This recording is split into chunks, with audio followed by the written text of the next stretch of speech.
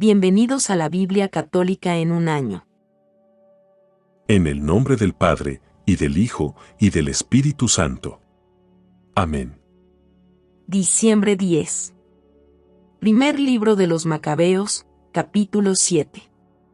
El año 151, Demetrio, hijo de Seleuco, salió de Roma y llegó con unos pocos hombres a una ciudad marítima, donde se proclamó rey. Cuando se disponía a entrar en el palacio de sus padres, el ejército apresó a Antíoco y a Lisias para hacerlos comparecer ante él. Apenas se enteró, dijo: No quiero ni verles la cara. Entonces el ejército los mató y Demetrio ocupó su trono real. Todos los israelitas renegados e impíos acudieron a él, guiados por Álcimo, que ambicionaba el sumo sacerdocio. Ellos acusaron al pueblo delante del rey, diciendo: Judas y sus hermanos han eliminado a todos tus adictos y a nosotros nos han expulsado de nuestro país. Por eso, manda ahora a una persona de tu confianza, para que vea los estragos que nos han causado a nosotros y a todo el territorio del rey, y los castigue a ellos y a todos los que los apoyan. El rey eligió a Báquides, uno de sus amigos, que gobernaba la región occidental del Éufrates. Este era un personaje importante en la corte y leal al rey. Lo envió junto con el impío Álcimo, a quien confirió el sumo sacerdocio, y le dio la orden de tomar represalias contra los israelitas.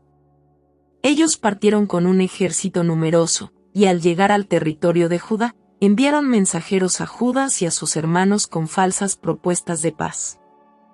Pero estos, viendo que habían venido con un ejército tan numeroso, no dieron crédito a sus palabras. Sin embargo, un grupo de escribas se reunió con Álcimo y Báquides, tratando de encontrar una solución satisfactoria. Entre los israelitas, los asideos eran los primeros en pedir la paz, porque decían: El que ha venido con el ejército es un sacerdote de la familia de Aarón, él no nos va a traicionar.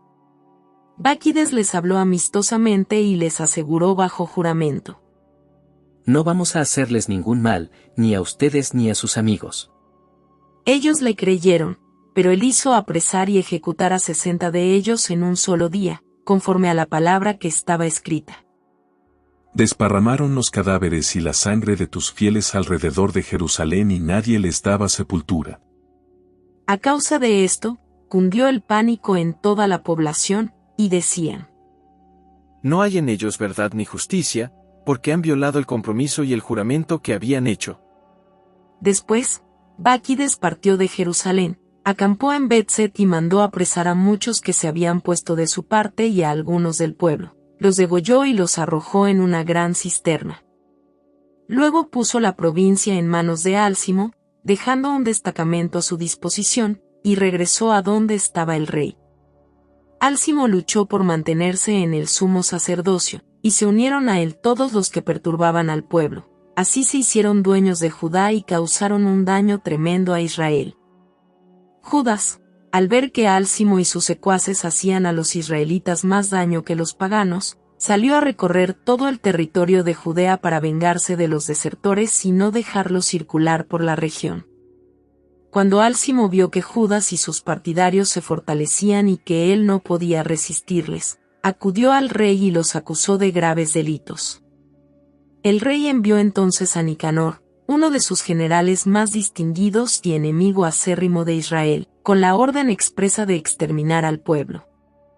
Nicanor llegó a Jerusalén con un gran ejército, y envió a Judas y sus hermanos un falso mensaje de paz, diciéndoles: No nos hagamos la guerra, iré a entrevistarlos en son de paz con una pequeña escolta.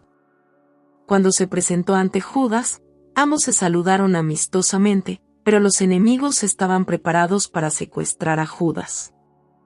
Este, al darse cuenta de que Nicanor había venido con pérfidas intenciones, tuvo miedo de él y no quiso verlo más. Entonces Nicanor comprendió que sus planes habían sido descubiertos y salió a combatir contra Judas cerca de Capharsalamá. Allí cayeron unos 500 hombres del ejército de Nicanor, y los demás huyeron a la ciudad de David. Después de esto, Nicanor subió al monte Sión. Algunos sacerdotes y ancianos del pueblo salieron del santuario para saludarlo amistosamente y mostrarle el holocausto que se ofrecía por el rey. Pero él se burló de ellos con desprecio, los ultrajó y les habló insolentemente. Después, juró muy enojado: Si no me entregan ahora mismo a Judas y a su ejército, cuando vuelva victorioso, prenderé fuego a esta casa. Y salió enfurecido. Los sacerdotes entraron al santuario, y de pie ante el altar y el templo, exclamaron llorando: Tú has elegido esta casa, que es llamada con tu nombre, a fin de que fuera una casa de oración y de súplica para tu pueblo. Dale su merecido a este hombre y a su ejército, y que caigan al filo de la espada. Acuérdate de sus blasfemias y no les des tregua. Nicanor partió de Jerusalén y acampó en Bet-Jorón, donde se le unió un contingente de Siria. Judas, por su parte, acampó en Adasa con 3,000 hombres, e hizo esta oración: Cuando los enviados del rey blasfemaron, apareció tu ángel y exterminó a 185,000 de ellos. Así también, destruye hoy ante nosotros a este ejército, para que los demás reconozcan que su jefe blasfemó contra tu santuario, y júzgalo conforme a su maldad. El día 13 del mes de Adar, los ejércitos entraron en combate y el de Nicanor fue desbaratado. El primero en caer fue el mismo Nicanor, y cuando los soldados vieron que había caído, tiraron las armas y huyeron. Los israelitas los persiguieron durante todo un día, desde Adasa hasta las proximidades de Gázara, tocando detrás de ellos las trompetas de alarma.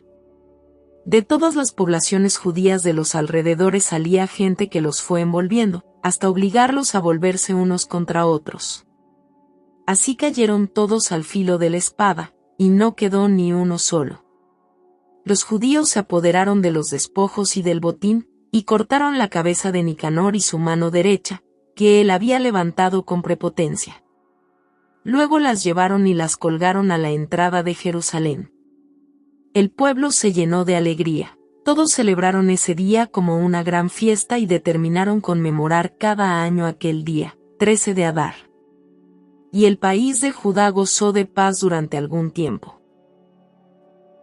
Palabra de Dios. Te alabamos, Señor. Eclesiástico, capítulo 43. Versículos del 13 hasta el 22.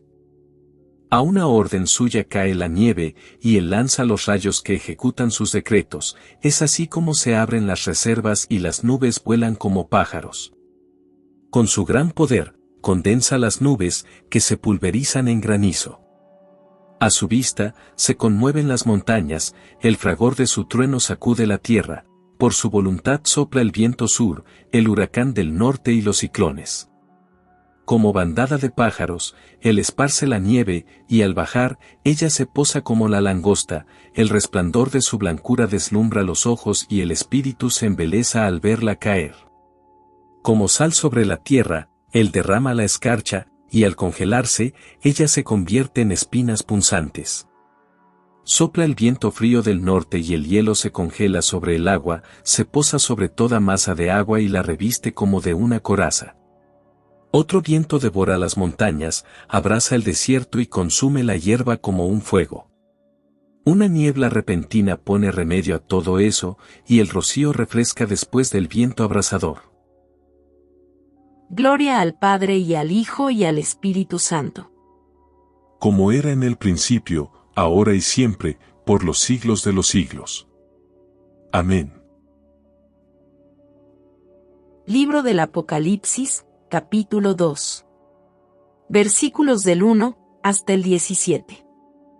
Escribe al ángel de la iglesia de Efeso, el que tiene en su mano derecha las 7 estrellas y camina en medio de los 7 candelabros de oro, afirma: Conozco tus obras, tus trabajos y tu constancia.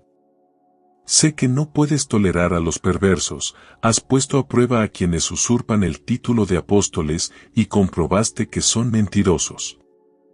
Sé que tienes constancia y que has sufrido mucho por mi nombre sin desfallecer. Pero debo reprocharte que hayas dejado enfriar el amor que tenías al comienzo. Fíjate bien desde donde has caído, conviértete y observa tu conducta anterior.